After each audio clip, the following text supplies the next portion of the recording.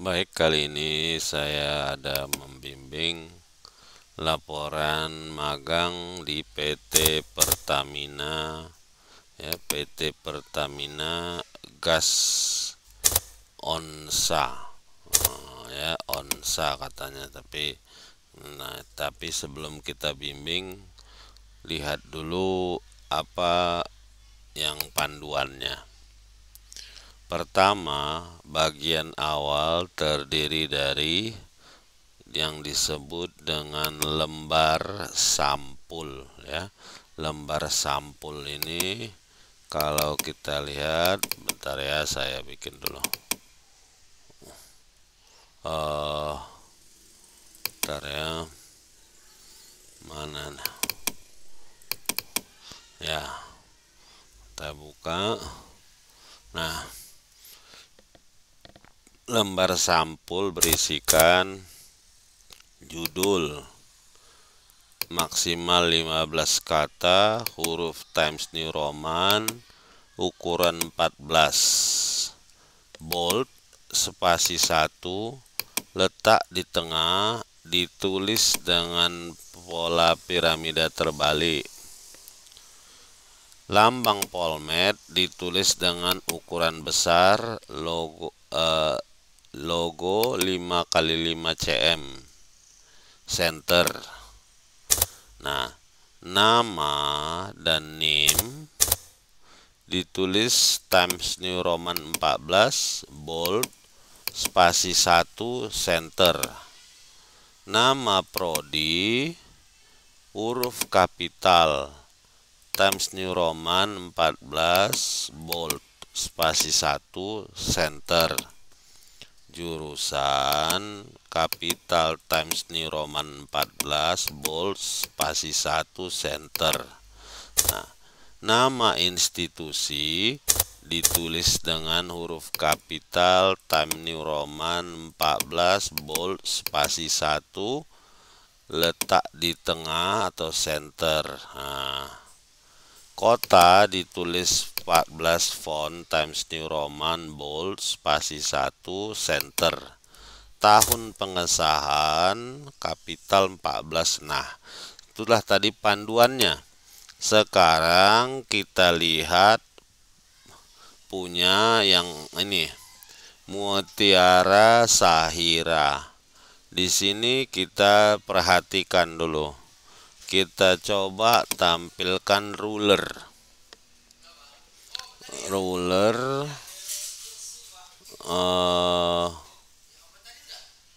Mbak ya, kita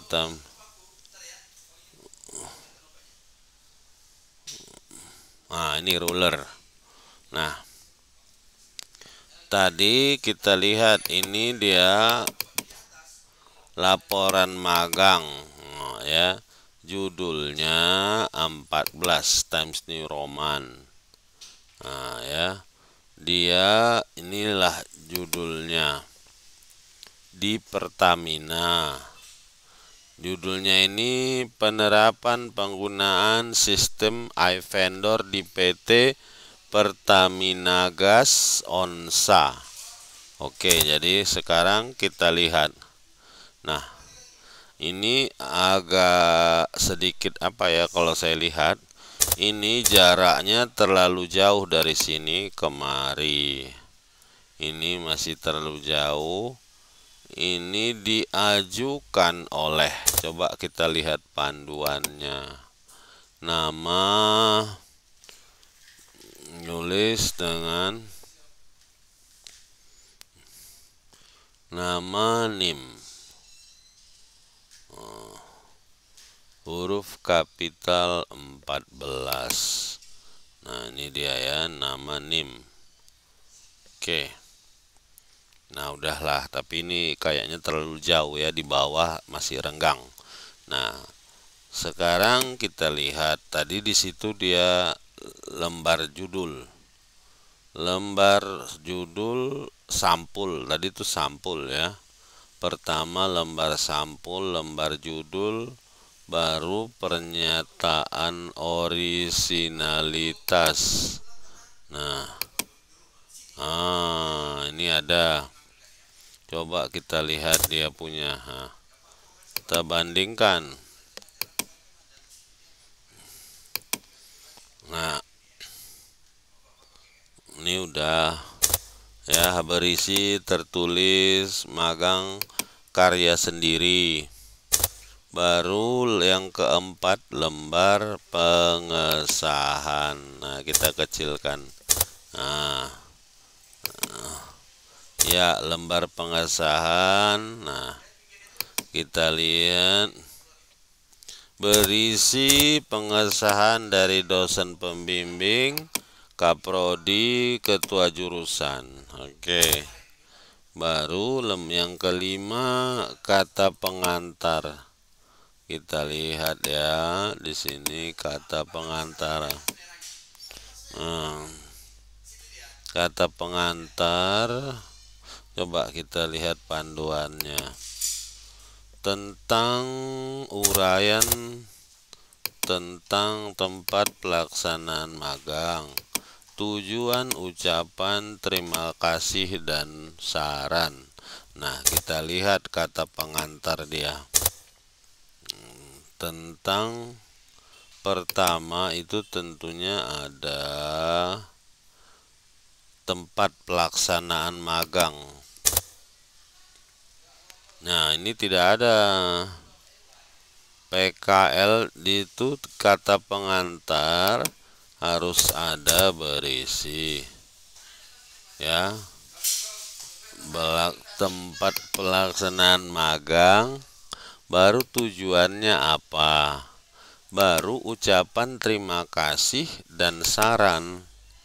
Nah, kata pengantar itu font 14 Times New Roman bold, spasinya 1,5, center. Nah, isi kata pengantar fontnya 12.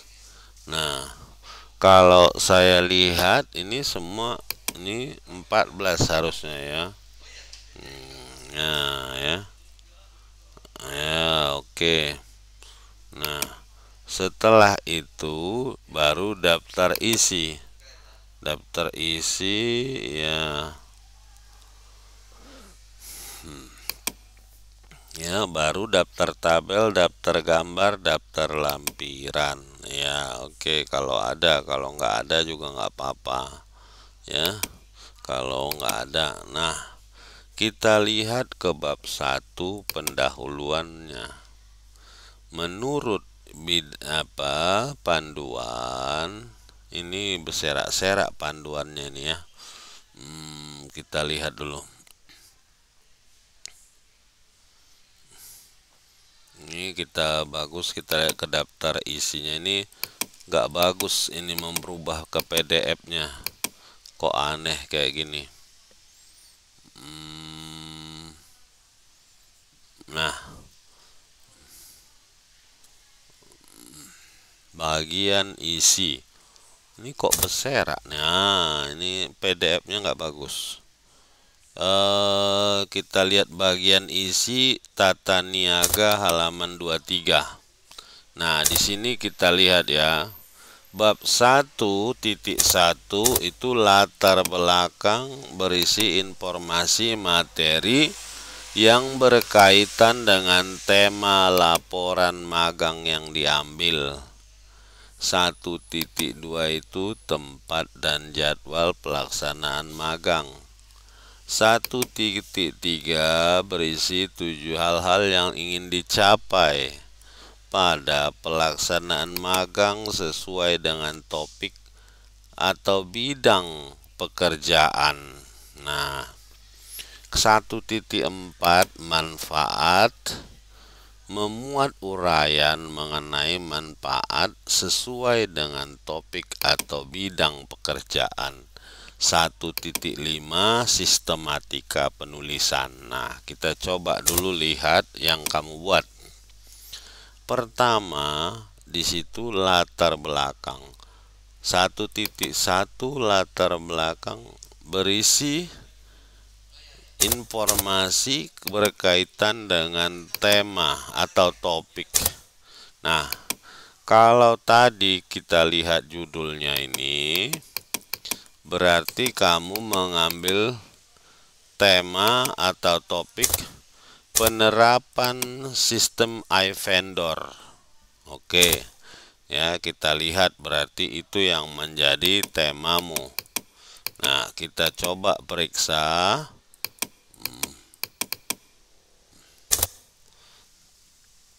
Nah, di sini kita lihat berarti di sini kita ceritakan adalah mengenai apa yang melatar belakangi yang isinya materi berkaitan dengan tema laporan magang.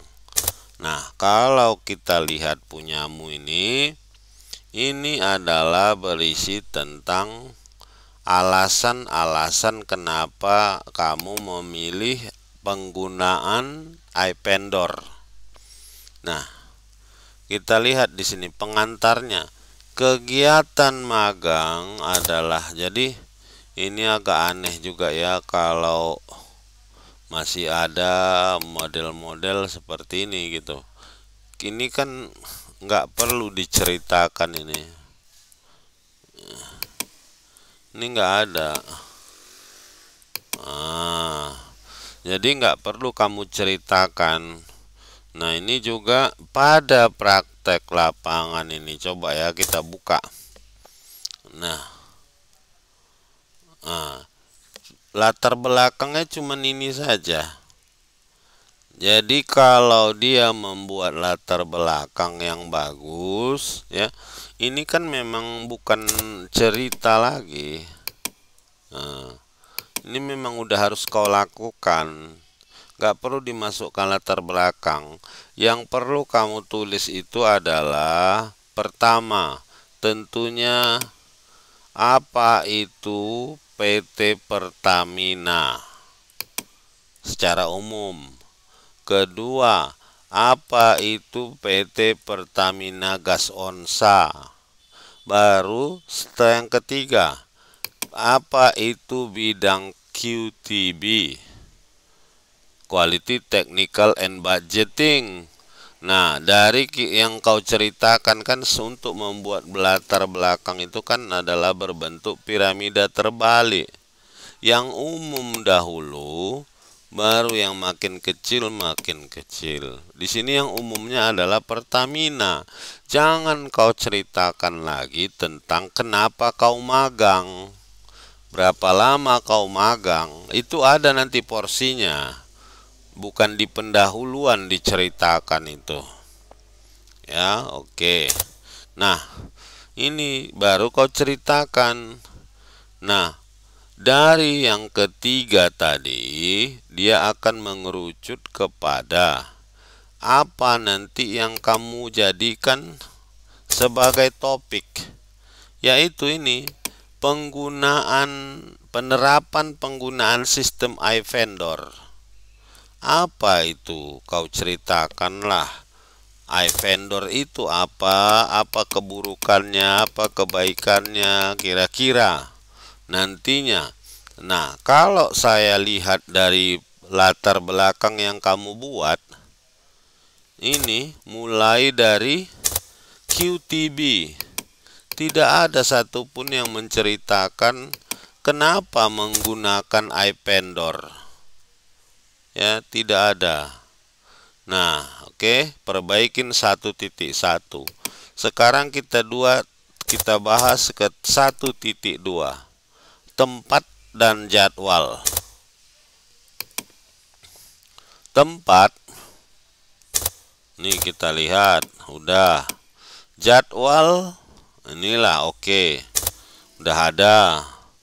Nah, 1.3, tujuan, apa yang dicapai pada saat pelaksanaan magang dan sesuai topiknya. Kita lihat di sini. Nah, ya, sesuai dengan topiknya. ini tak perlu memperkenalkan dunia kerja, ini nggak ada, kan ini di luar topik. Yang diminta itu fokus kepada topiknya.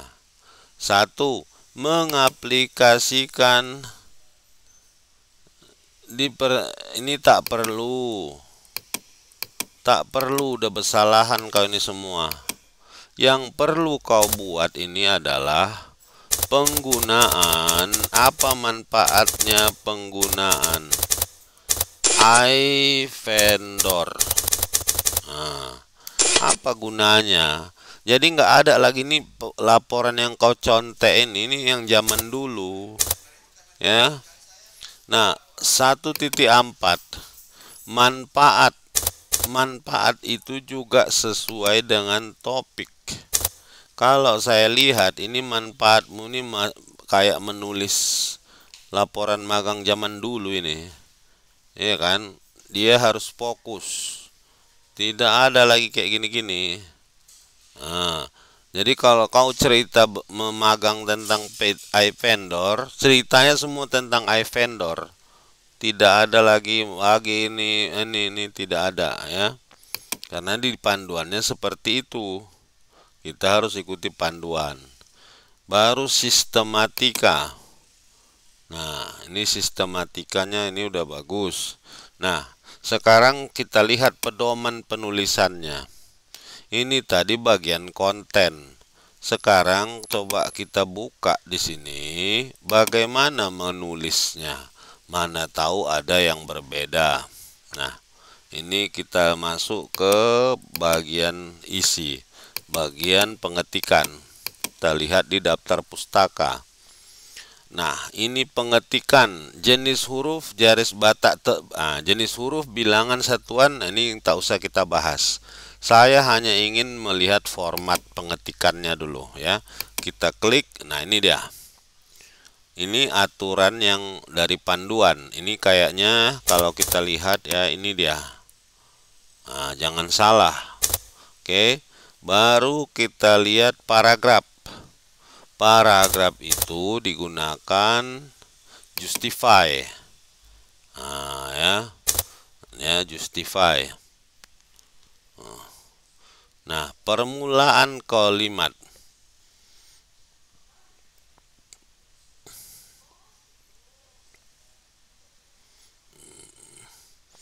Ya, ini nggak usah. Yang mau saya lihat dia berarti justify tidak ada masuk kiri ke kanan, atau ada nggak contohnya? Seperti yang kamu buat ini kan, ya, ini kita perhatikan. Kamu membuat aneh. Ada yang justify, ada yang masuk ke kanan. Contoh, ini kita lihat. Ini ada sekitar 3 ketukan masuk ke kanan. Sementara di bawah ini kamu membuat rata. Ini contoh. Rata semuanya. Nah, saya ingin melihat panduan bagaimana sebenarnya. Kita lihat. Nah, ini template magang. Ini maksudnya apa ini? Saya hanya melihat bagaimana polanya, apakah dia lurus semua atau bagaimana. Bidang keteknikan, bidang tata niaga. Coba ya kita